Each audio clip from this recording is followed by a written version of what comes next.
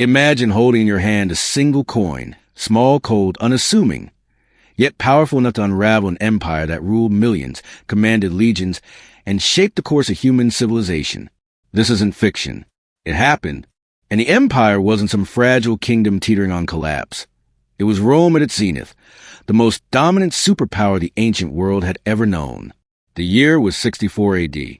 Emperor Nero sat on the throne, presiding over a realm that stretched from the misty highlands of Britannia to the sun-baked deserts of Egypt, from the olive groves of Iberia to the banks of the Euphrates. Rome's legions were invincible, its roads connected continents, its laws echoed through time, and its currency, the denarius, was trusted from Gaul to Judea. But beneath the marble grandeur and military might, something was rotting, and it all began with one decision: to quietly, almost imperceptibly, reduce the silver content in that very coin. At first, no one noticed. The denarius still bore the emperor's face, still clinked with authority, still bought bread and paid soldiers. But the metal inside, it was being hollowed out, diluted with copper, debased for profit, stripped of its soul. What started as a minor fiscal tweak to fund Nero's lavish palaces and endless spectacles would spiral into a slow-motion economic catastrophe that eroded trust, fueled inflation, destabilized the military, and ultimately helped bring down the Western Roman Empire centuries later. This is a story of how one coin, not a war, not a plague, not a barbarian horde, became the silent assassin of Rome. To understand how a piece of metal could wield such destructive power, we must step back into the world of the early Roman Empire, where money wasn't just a medium of exchange, but a symbol of imperial integrity.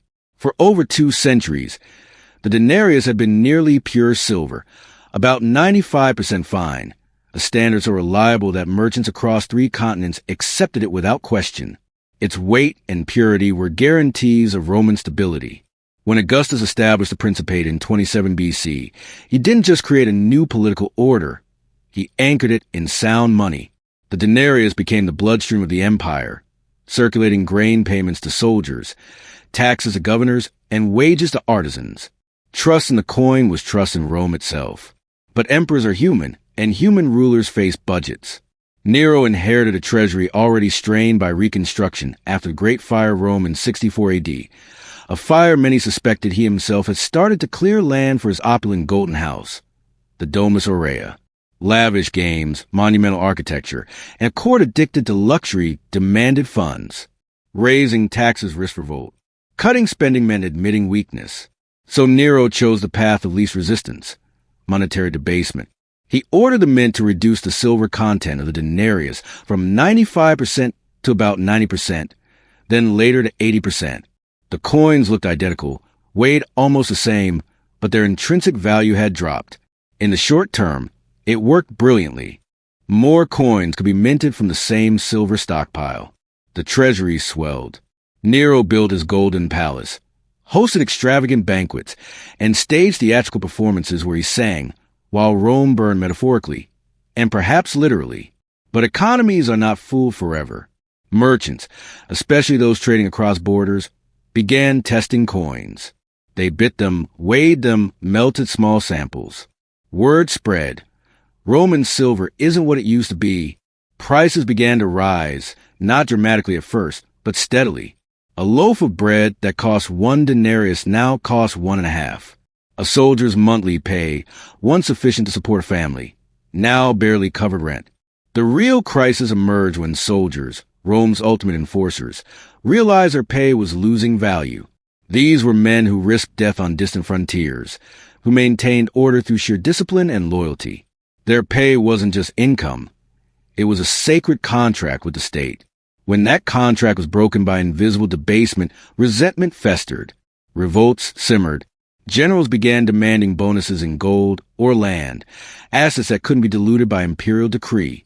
The army, once Rome's unshakable pillar, became a political wild card, selling allegiance to the highest bidder. Over the next 2 centuries, each emperor facing fiscal stress followed Nero's example. Trajan debased slightly to fund his Dacian wars. Marcus Aurelius, the philosopher emperor, reduced silver content during the Marcomannic Wars. By the time of Caracalla in the early 3rd century, the denarius was only 50% silver. Then came the crisis of the 3rd century, a perfect storm of civil wars, plague, barbarian invasions, and runaway inflation. Emperors rose and fell like leaves in a storm. 26 and 50 years, each desperate for cash, each further debasing the currency. By 268 AD, the denarius contained less than 2% silver. It was essentially a copper token with a thin silver wash. People stopped using it. Barter returned. Soldiers refused payment in denarii. Cities hoarded old, purer coins. The economy fragmented. Trade collapsed. Tax revenues plummeted. Without reliable income, Rome couldn't pay its armies, repair its roads, or feed its cities. The empire didn't fall in a day. It starved slowly, poisoned by its own counterfeit confidence. Diocletian tried to fix it in 294 AD with sweeping reforms, introducing new coins like the Argenius and the Phallus, and even issuing an edict on maximum prices, an attempt to freeze prices by imperial fiat. It failed spectacularly. Black markets flourished. Goods disappeared from shelves. The edict was ignored within months. Constantine later introduced a solidus, a gold coin of remarkable purity that would last for centuries. But by then, the West was beyond saving. The Eastern Empire survived, but the Western half crumbled under the weight of economic entropy. Historians often point to Visigoths sacking Rome in 410 AD as a death knell, but the real killer had been working silently for 350 years. The debased denarius. It wasn't just a coin. It was a lie repeated millions of times a day. And lies, especially about money, corrode everything they touch: trust, loyalty, social cohesion, national identity. Modern economists call this Gresham's law. Bad money drives out good. When people can choose, they hoard sound money and spend the debased kind, accelerating its circulation and devaluation. Rome experienced this in real time. But there's a deeper lesson here, one that echoes in every central bank today. Money is not just metal or paper or digital bits. It's a social contract. When that contract is violated for short-term gain, the long-term cost is measured not in currency, but in civilization. Think about it. Every time a government prints money to cover deficits without real growth, every time a currency loses purchasing power while wages stagnate, every time citizens lose faith in the value of their savings, they're reliving Nero's gamble. The tools have changed, quantitative easing instead of silver clipping, but the temptation remains the same. And the consequences? Just as inevitable.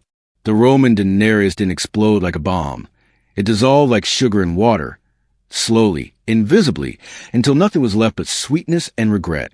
Today, we carry smartphones that hold more computing power than NASA used to land on the moon, yet our financial systems remain vulnerable to the same ancient flaw: the belief that you can create wealth by redefining reality. The story of how one coin destroyed an empire isn't just history. It's a warning etched in silver and blood. Because empires don't fall when the barbarians arrive at the gates. They fall when the people inside stop believing in the value of what holds them together. And sometimes that value fits neatly in the palm of your hand.